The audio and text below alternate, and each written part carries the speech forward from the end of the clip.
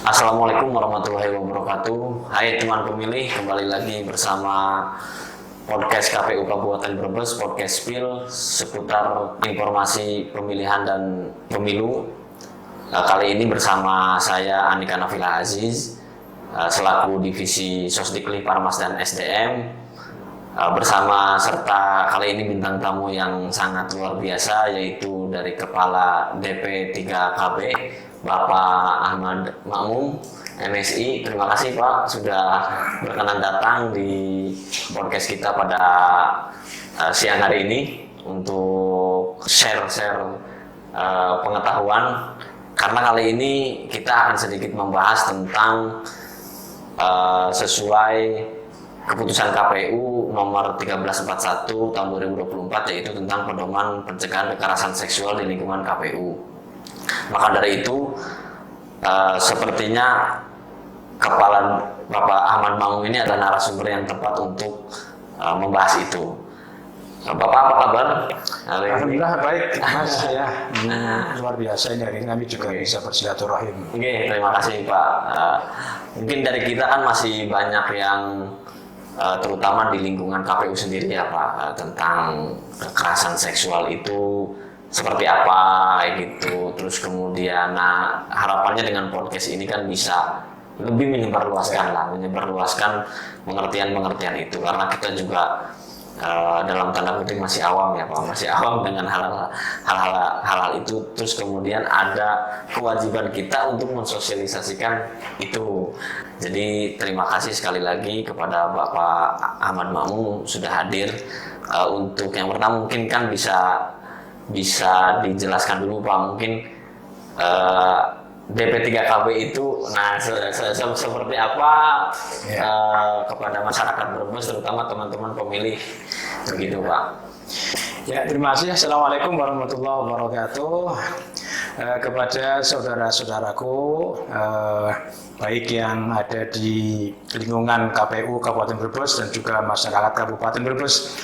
Ini alhamdulillah, ini pada hari ini kami dari DP3KB, kami sebagai Kepala Dinas Pemberdayaan Perempuan, Perlindungan Anak, Pengendalian Penduduk dan Keluarga Berencana, disingkat DP3KB Kabupaten Brebes, ini bisa bersilaturahim ke KPU Kabupaten Brebes.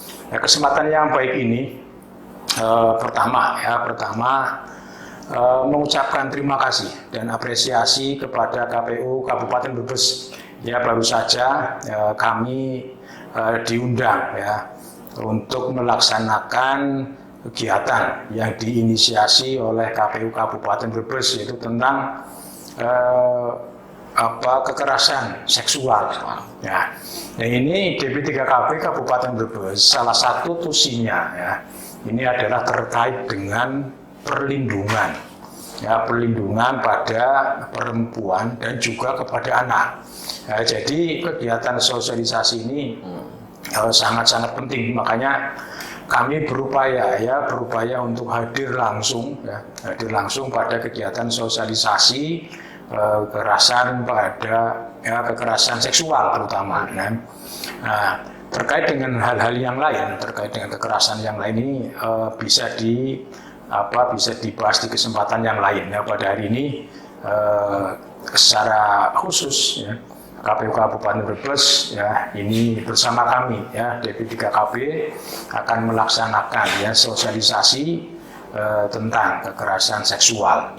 Nah, DP3KB ini yang menjadi ya salah satu tusinya ya, ini bagaimana agar masyarakat Kabupaten Brebes ini semakin melek, artinya semakin pinter ya terkait dengan hal-hal ya tindak kekerasan pada perempuan dan anak.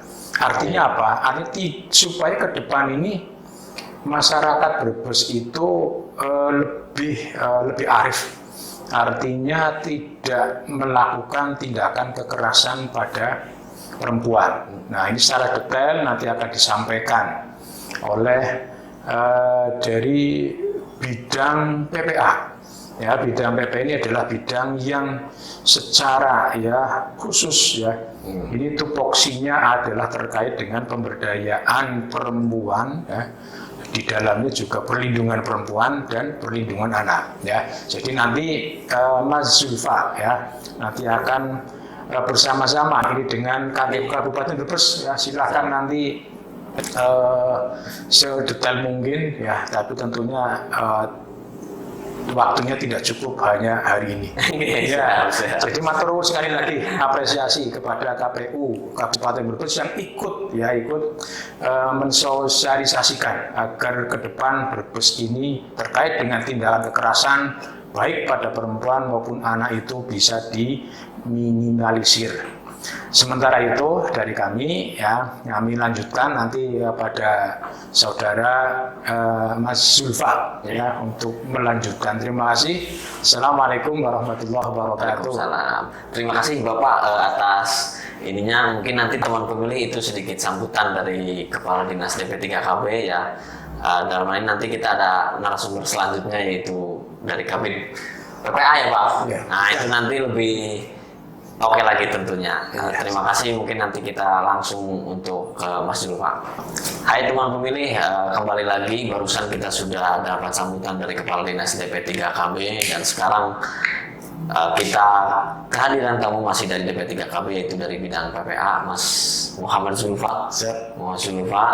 Terima kasih Mas sudah berkenan hadir dalam podcast PIL ini seputar pemilihan dan pemilu gitu. Ya memang seperti yang tadi Pak Kadin bilang tentang pencegahan kekerasan seksual ya. Nah itu juga memang masih di lingkup pemilihan Komisi Pemilihan Umum juga ada hal seperti itu gitu. Ada keputusan yang seperti tadi saya bilang nomor 1341 tahun 2024 yaitu tentang pencegahan kekerasan seksual.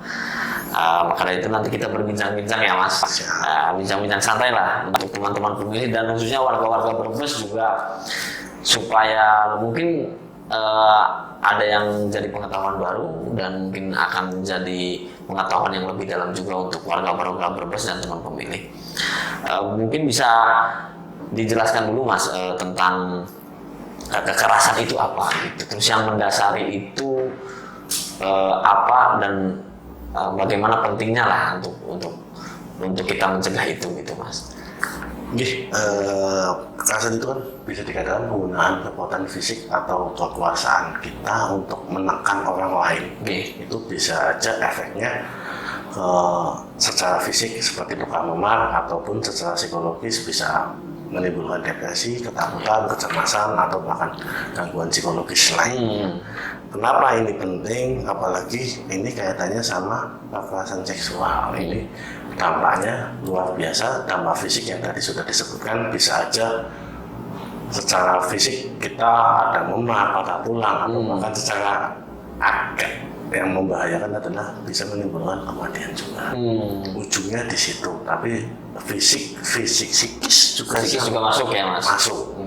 Ini salah satunya ya. Entah itu bulian, entah itu hinaan, entah itu intimidasi, bisa menyebabkan kecemasan buat kita sebagai korban.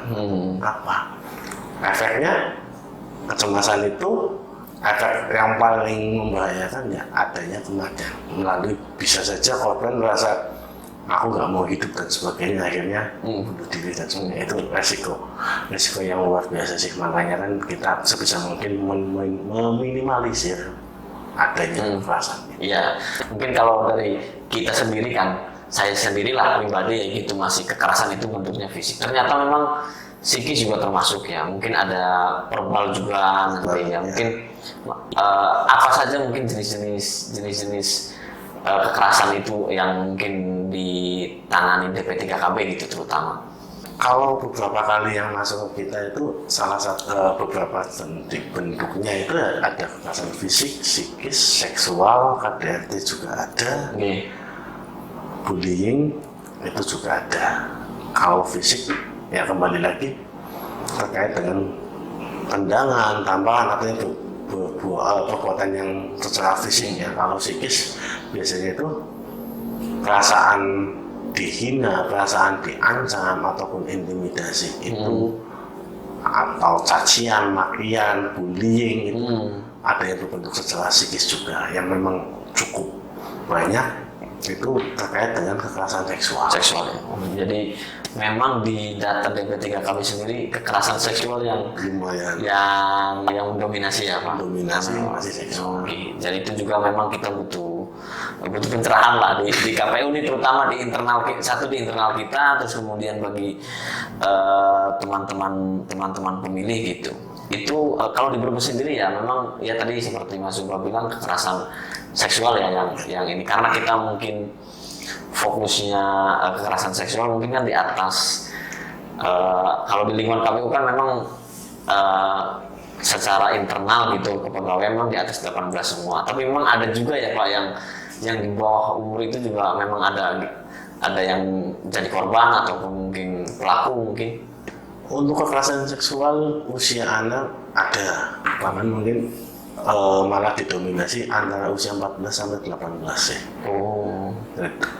Tapi beberapa juga ada yang di usia 5 sampai 10 tahun juga ada. Jadi korban kekerasan seksual itu tidak melihat usia juga. Kadang usia masih balita, ada juga pelaku yang tega untuk melakukan kekerasan seksual. Bisa terjadi ke siapapun. Bisa terjadi ke siapapun, dan pelaku juga biasanya tidak jauh-jauh dari keseharian korban. Jadi tidak hanya perempuan juga, laki-laki juga ada. Laki-laki pun bisa menjadi rentan menjadi korban kekerasan seksual juga. Mungkin kan kalau kita lihat dari kalau yang awam ya, oh ini dinas perempuan, mungkin mikirnya perempuan aja gitu ya Pak. Ternyata laki-laki pun kan bisa jadi korban. Bisa jadi korban kekerasan seksual. Kalau laki-laki anak kan masih dalam kewenangan kami juga. Mungkin masih ada menyampaikan bahwa anak saya itu laki-laki. Padahal laki-laki yang sekarang punya anak laki-laki sekarang pun juga bisa rentan menjadi korban kekerasan seksual. Tidak menutup kemungkinan kekerasan seksual itu tidak hanya menyasar anak-anak perempuan saja, tapi anak laki-laki juga cukup rentan menjadi korban kekerasan seksual. Mungkin boleh spill sedikit lah, ini kan spill ya. Spill sedikit maksudnya bentuk kekerasannya masuk gitu ke dalam laporan DP3KB itu. Kekerasan seksual ini apakah bentuknya catcalling atau mungkin lainnya, itu yang paling mendominasi gitu Pak? Ada beberapa, mungkin lebih ke ada perbuatan cabul, ada kekerasan yang melalui berawal dari media sosial juga ada. Ini juga yang cukup mengkhawatirkan juga. Banyak teman-teman atau adik-adik perempuan bahkan yang sudah dewasa pun terkena kekerasan seksual yang berawal dari kenalan di media sosial. Jadi virtual juga banyak. Berawal dari berbasis elektronik yang bisa berlanjut ke arah yang juga ada. Biasanya memang kalau yang diduga ya Pak, yang diduga pelaku-pelaku itu yang paling mendominasi itu apa? Teman dekat kah, atau mungkin atasan mungkin, atau siapa gitu Pak? Biasanya tidak jauh dari kehidupan keseharian korban. Biasanya bisa tetangga, bisa orang lain, bisa omnya. Nah, mungkin lebih tahu ya Pak, lebih tahu seharian. Tidak jauh-jauh dari itu ini. Bahkan ya orang terdekat biasanya orang terdekat. Jadi harus memang lebih itu. Nah, mungkin kan kita tadi banyaklah siapapun bisa jadi pelaku ataupun jadi korban. Bahkan kita sendiri pun sangat berpotensi bisa jadi korban ya. Bisa. Jadi mencegah itu gitu bagi kita supaya tidak jadi korban itu seperti apa gitu Pak? Salah satu utamanya mungkin kita lebih bijak dalam penggunaan gadget juga sih ya. Berhati-hati dalam bersosial media juga, karena terkadang diawali perkenalan dari media sosial menuju ke aplikasi khusus lainnya. Aplikasinya bagus, aplikasinya mungkin tujuannya adalah untuk memudahkan kita dalam komunikasi, tapi terkadang secara penggunaan kita nggak bijak, berawal dari itu ternyata awal mulanya berawal dari aplikasi. Entah sosial media apapun, biasanya kan seperti itu, berawal dari pesan pribadi via aplikasi, akhirnya ke seluler, komunikasi secara intens, ternyata mungkin ada fitur video call, akhirnya video call, berawal dari situ. Ternyata tanpa sepengetahuan korban ada perekaman khusus dan sebagainya, itu juga bisa menjadi salah satu step korban perempuan atau laki-laki menjadi korban kekerasan. Step awal lah ya, step awal untuk Tidak semuanya, tapi ada beberapa yang seperti itu. Pencegahan itu kita sebagai laki-laki atau perempuan juga harus bisa menjaga diri kita, bagaimana sebisa mungkin tidak terbawa dengan suasana atau terbawa dengan arus. Ya artinya berarti kan kita mendapat sekarang dari Mas Zulfa ini mendapat insight baru, ternyata kan laki-laki pun Bisa jadi kayak gitu. Karena kan kalau yang saya tahu ya Mas, kalau di masyarakat itu ya nek lanang masa kita malah kepenakan gitu. Tapi kan ternyata memang ada juga ya kan yang tidak, artinya merasa risih atau merasa tidak nyaman dengan hal-hal seperti itu. ada ketidaknyamanan, ada ya mungkin kan mindset itu kan tidak semuanya benar dan tidak semuanya salah. Tapi ada di situasi-situasi khusus mungkin laki-laki yang menjadi korban kekerasan itu, bahkan kekerasan seksual di lingkungan kerja pun sama. Bisa aja ada relasi kuasa yang gap antara pimpinan sama bawahannya. Tidak hanya di KPU, mungkin di tempat lain. Resiko-resiko seperti itu ada, kemungkinan seperti itu ada. Bagaimana kita bisa mencegah supaya kita tidak menjadi korban kekerasan terutama seksual itu, karena dampaknya luar biasa. Dan kekerasan seksual itu biasanya juga beriringan dengan kekerasan psikis ataupun fisik. Beriringan ya, pasti biasanya kan seperti itu, dengan misalkan ancaman ataupun intimidasi ataupun kamu kalau nggak melakukan ini itu nanti seperti ini muncul kekerasan psikis, akan ada intimidasi ataupun fisik juga bisa muncul juga karena ada perlawanan, akhirnya ada fisik juga, itu juga bisa. Jadi bisa merembet dampaknya juga ke psikologis, karena yang menjadi korban kekerasan pun butuh dukungan sosial dari lingkungan sekitar juga.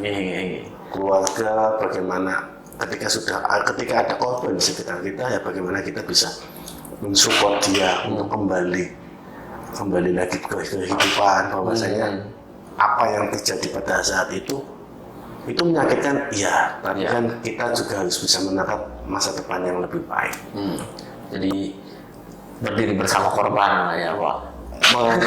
Berdiri bersama korban, awal mensupport, artinya tidak menyalahkan, tidak terlalu menyalahkan, gitu. Tidak menyalahkan, tidak menjustifikasi ataupun melabilisasi itu, karena dimanapun korban juga butuh dukungan support terutama dari orang terdekat. Jangan sampai perempuan atau orang sudah menjadi korban, entah itu laki-laki atau perempuan, malah disalahkan, malah tidak disupport, malah semakin semakin terpojokkan. Nah, ini kan dampaknya resikonya lumayan. Nah untuk itu karena tadi supaya mungkin kan kita sih tidak berharap ya ada korban sampai ya kan, kalau bisa dicegah lah, kalau bisa menurun angka laporan itu kayak gitu. Tapi menurunnya memang benar-benar menurun, bukan karena tidak mau speak up ya Pak, bukan karena tidak speak up, ini memang benar-benar turun gitu. Nah ini untuk misalkan yang mau speak up lah, itu caranya gimana Pak gitu, ke DP3KB atau gimana atau kemana gitu Pak? Ketika mau speak up sebenarnya dilihat juga dari lingkungannya, apakah itu di lingkungan tempat kerja. Kalau misalkan itu karyawan atau karyawati, kan kaitannya ini di KPU ya, misalkan entah itu KPU, entah itu tempat kerja apapun itu, apakah sudah ada tim untuk menangani aduan kekerasan seksual itu atau tidak. Ketika memang ada, koordinasikan dengan tim itu, apakah memang mau berlanjut seperti apa, karena keputusan ada di korban. Kalau memang mau sharing-sharing juga bisa ke DP3KP atau komunikasi awal lewat HP hotline kita juga ada. Kalau bisa konsultasi apa jangan laporan. Barangkali bingung Mas, ini gimana, apakah bisa dilanjut atau tidak, apa sih yang harus dipersiapkan. Iya. Jadi mungkin ya kita untuk konsultasi ataupun ya sharing itu juga insya Allah kami bisa.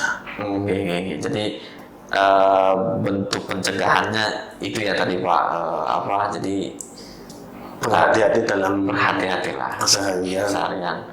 Bijak dalam bermain gadget juga. Terutama media sosial sekarang memang luar biasa sekali efeknya. Informasi memang kayak tidak ada batas ya. Informasi tidak ada batas. Semuanya ketika digunakan dengan bijak, insya Allah akan bermanfaat.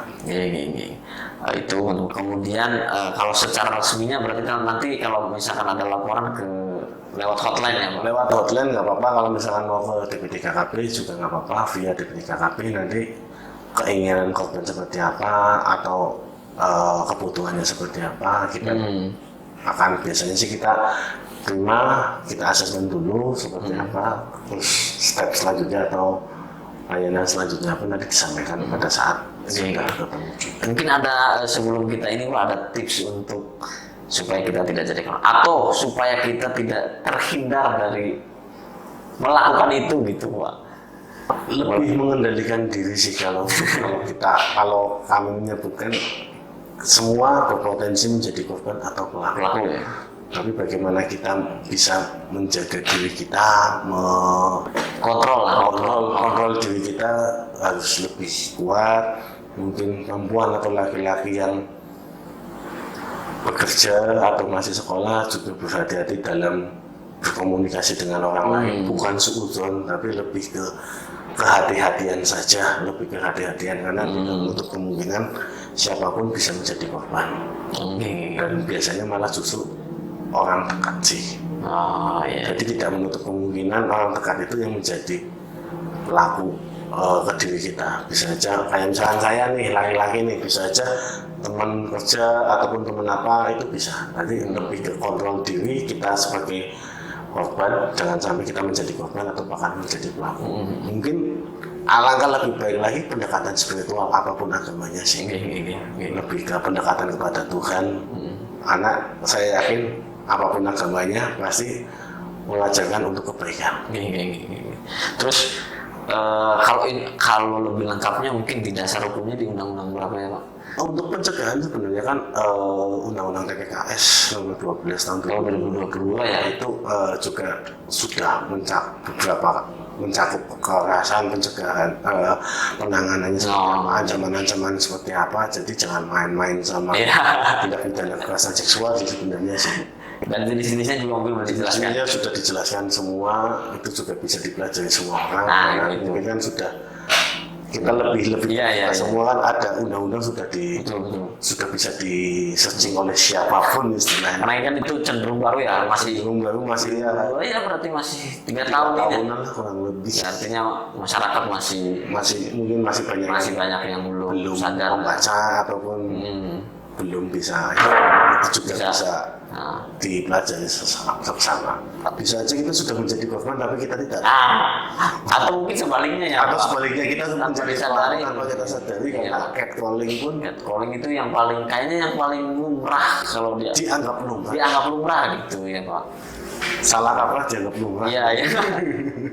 Jadi itu ya Pak tipsnya untuk mungkin bisa adanya undang-undang TPKS juga sebenarnya lebih menjaga perilaku kita sih, kontrol diri kita semakin kuat karena hal yang sekecil apapun kita bisa melanggar itu.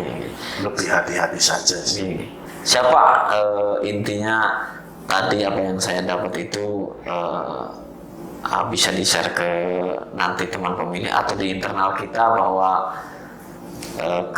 kekerasan seksual itu memang sebetulnya sangat berpotensi dan sensitif juga dan pencegahannya memang harus jangan sampai jadi laporan lah, jangan sampai ada kejadian dan jangan sampai jadi ini. Jadi mudah-mudahan memang laporannya ini benar-benar memang benar-benar hilang, tidak ada harapannya seperti itu.